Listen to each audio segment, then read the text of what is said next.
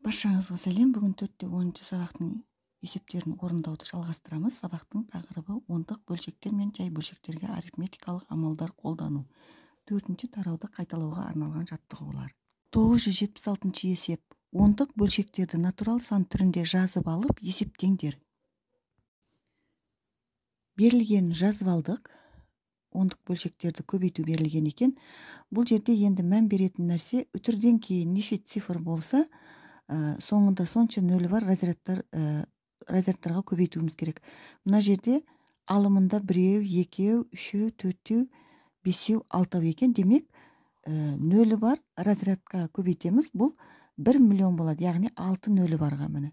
Ендеше бөлімінде дәл солай алтауға көбейтеміз. Егер ол жерде алтаудан аз болса, немесе алтауға тең болса. Егер алтаудан көп болатын болса, алымында сол 6-дан көп болған разрядқа көбейтуімізге тура келеді. Бұл жерде біреу, екеу, үшеу, төртеу екен. Ендеше бұл жердегі натурал сандарға екеуіне 2 нөл тіркеп жазамыз. Ендеше 1 миллионға көбейтеміз. Натурал сан түрінде алымын өрнектейміз. 85, 125 және 448 болады. Ал бөлімі 9, 56-ның орнына 1 нөлін тіркейміз. Сонда 560 болады. Және мына жерге 17-ге тағы 1 нөл тіркейміз. 2 нөл жетпей тұрған еді ғой, сондықтан 2 нөл тіркедік. Бұл жерге біреуін тіркейміз. Бұл 170 болды. Енді қысқартамыз. 85 пен 170 қысқартамыз. 170-ті 85-ке бөлсек 2-ден, 85-85-ке бөлсек 1-ден. Және 560 пенен 448-ді қысқартамыз. 56-ға қысқартамыз. 56-ға 560-ті бөлсек 10-нан, 448-ді 56-ға бөлсек 8-ден. Ал 5 пенен 125-ті 5-ке қысқартамыз. 5-ті 5-ке бөлсек 1, 125-ті 5-ке бөлсек 25. Енді осы жердегі сандарды жазып шығамыз. 1 көбейту 25 көбейту 8. Қысқарғаннан пайда болған сандар 1 көбейту 10 көбейту 2. Енді бұл жерде біз қысқартамыз. 8 пен 2-ні қысқартамыз. Бұл 4 болады. 2-ге 1-ден. 25 пен 10-ды 5-ке қысқартамыз. 10-ға 2-ден, 25-ке 5-ден. Енді оларды қысқарғаннан пайда болған сандарды жазамыз. 5 көбейту 4 және 2. Енді бұл жерде 4 пен 2-ні қысқартамыз. Бөліміне 1 болады. Алымына 4-ке 2-ден береміз. Сонда 5-ті 2-ке көбейтсек 10 болады. 10-ды 1-ге бөлсек 10. Демек, бұл жердегі бөліндінің мәні, яғни бөлшек санының мәні 10-ға тең болды. Енді бұл жерде алымыны көбейтіп есептеп, бөліміні көбейтіп есептеп, екеуін бөлдік, сонда 10 шықты.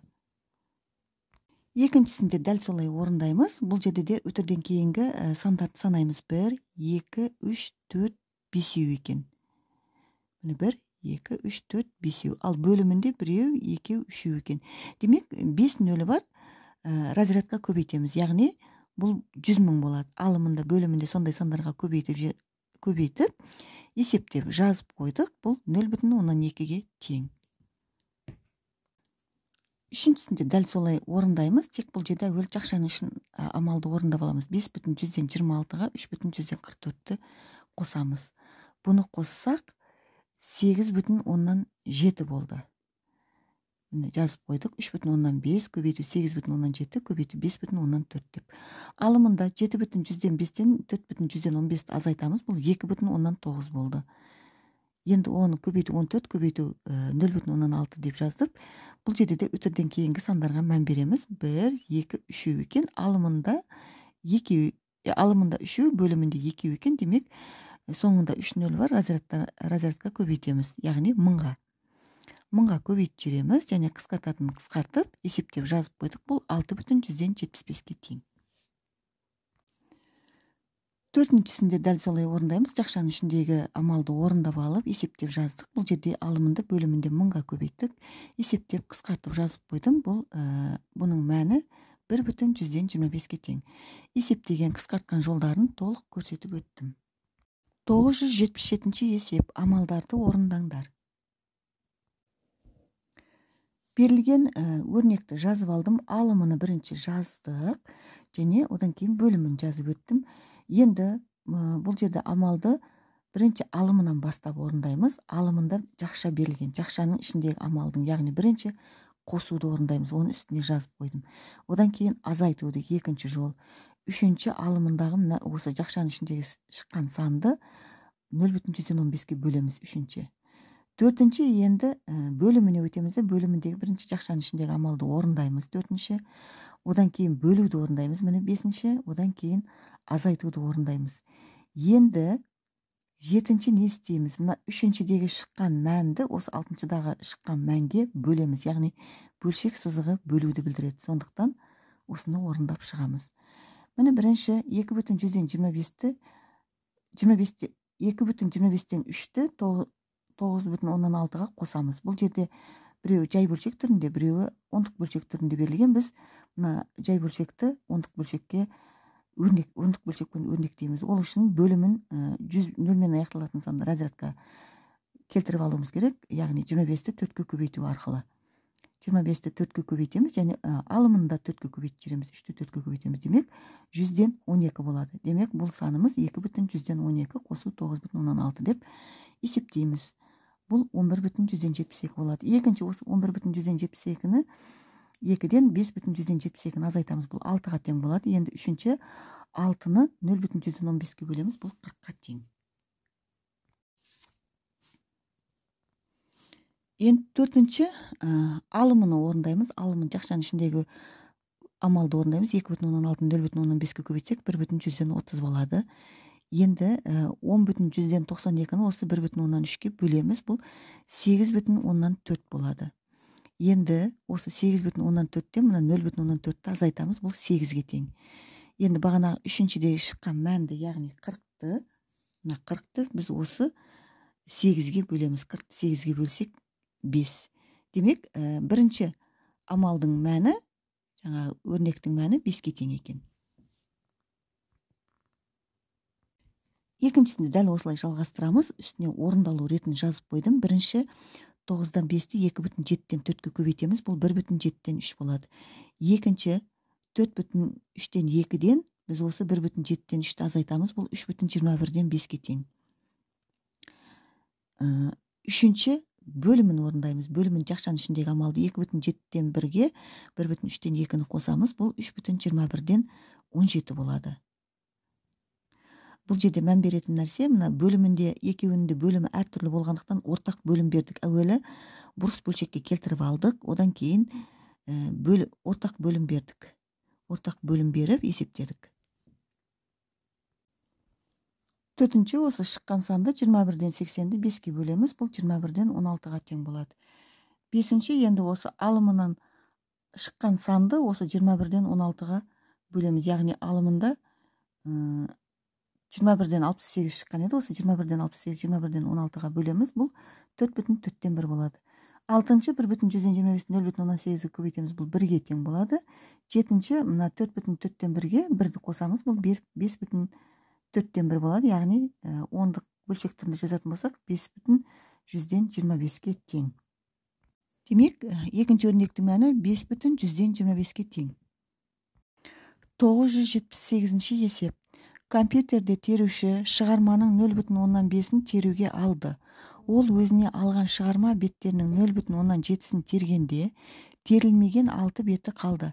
Шығармада барлығы неше бет болған? Есептің берілгенін жазып аламыз.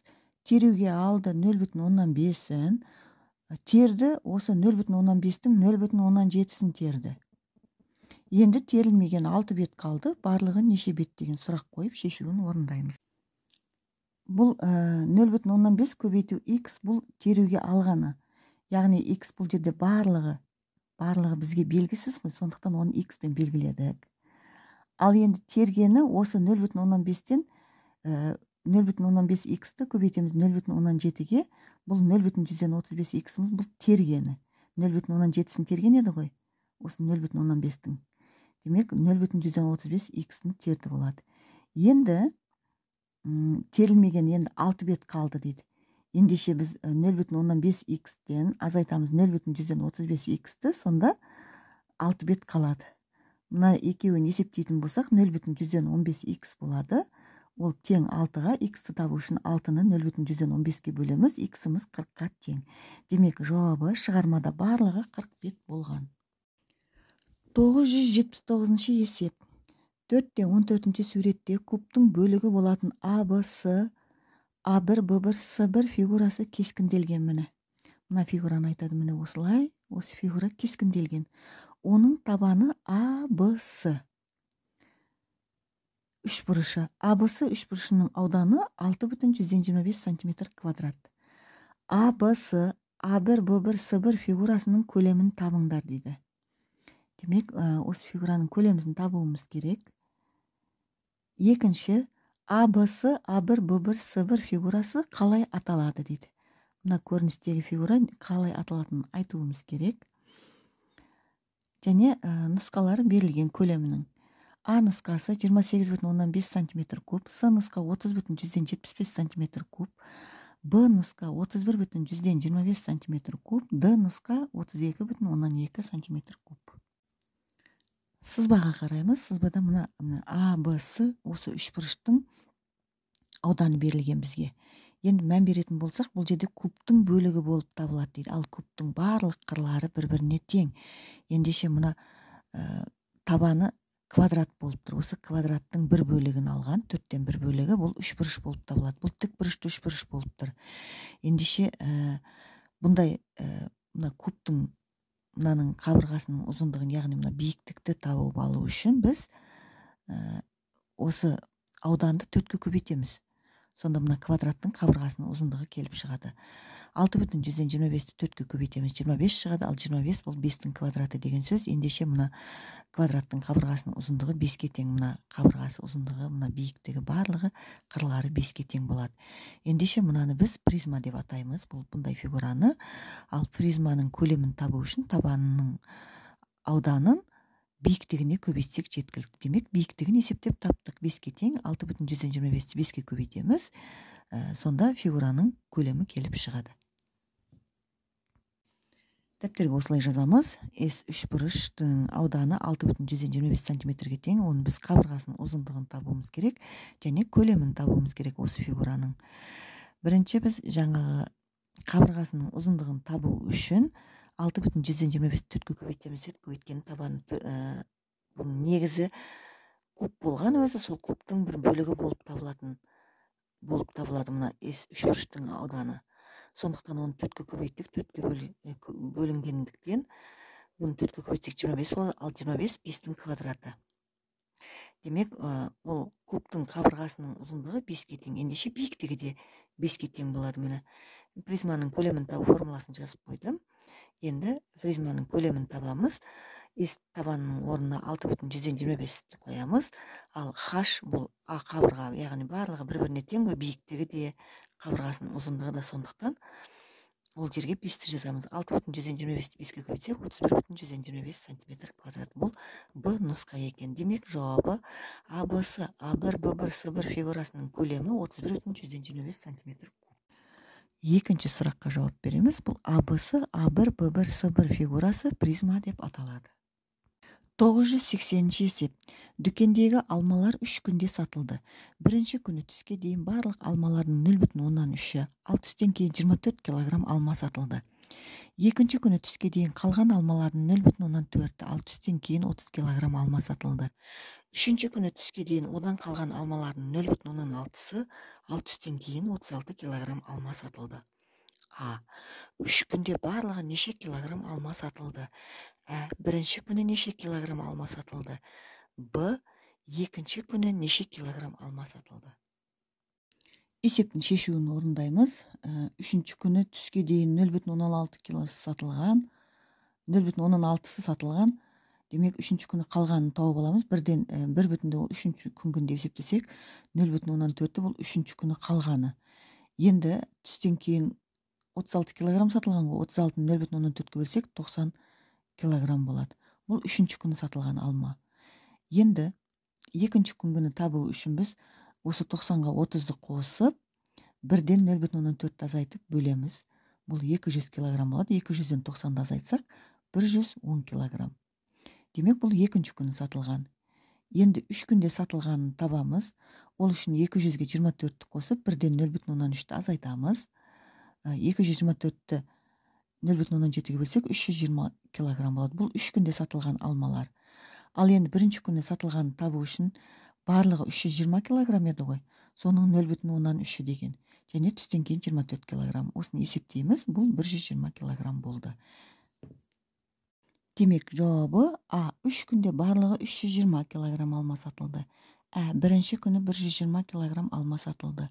Б. Екінші күні 110 килограмм алма сатылды. 981 есеп амалдарды орындаңдар.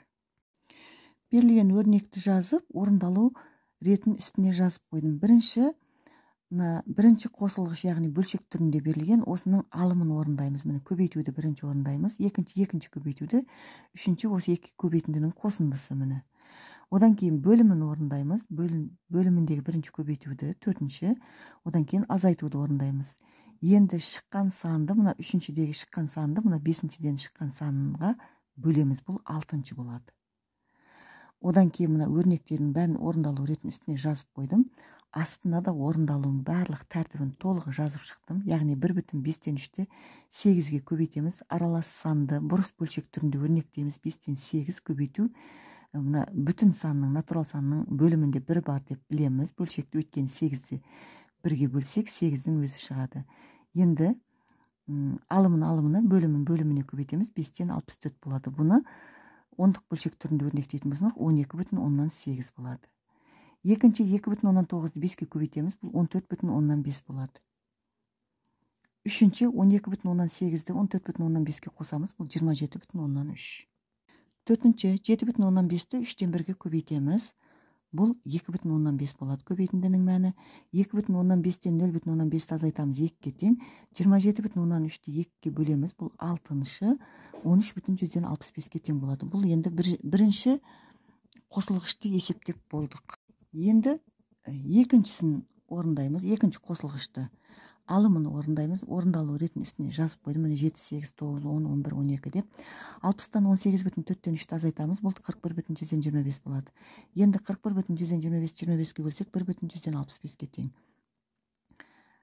Ал 12-ден 7-ге 0,115-ті қосатын болсақ, бұл жерде біз жай бөлшек түрінде өрнектейміз. Өйткені 7 12-ге бөлінбейді. Сондықтан ортақ бөлім беріп істедік. Бұл 15-тен 11-ге тең болды.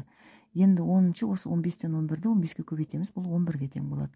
11-ші 1,165-ті 11-ге бөлеміз. 0,115 болады. Енді бірінші қосылғыштың мәнін 13,165-ке, осы екінші қосылғыштың мәнін қосамыз. 0,115-ті 13,18-ге тең болды. Демек, бірінші өрнектің мәні 13,18-ге тең. Екінші амалды жазып шықтым. Орындалу ретін барлығын үстіне қызыл сиямен жазып қойдым және орындалу жолында толық көрсеттім. Бұл амалдың мәні 0,5-ке тең болады. Міне бірінші, екінші, үшінші, төртінші, бесінші жолдарын көрсетіп қойдым. Бұл бірінші қосылғыш, яғни мына бөлшектің алымы мен бөлімін есептеп қосқанда, бөлгенде осыған тең болды. Енді бөлшектің екінші қосылғышты есептеп шықтық. Міне алымын, бөлімін барлығыны. Ең соңында бірінші қосылғышты 0,4-ті екінші қосылғышқа міне 0,1 шықты есептегенде екеуін қостық 0,15-ке тең болды. Осымен бүгінгі сабақтың барлық есептері орындалды. Каналға тіркеліп лайк басуды ұмытпаңыздар. Сау болыңыздар.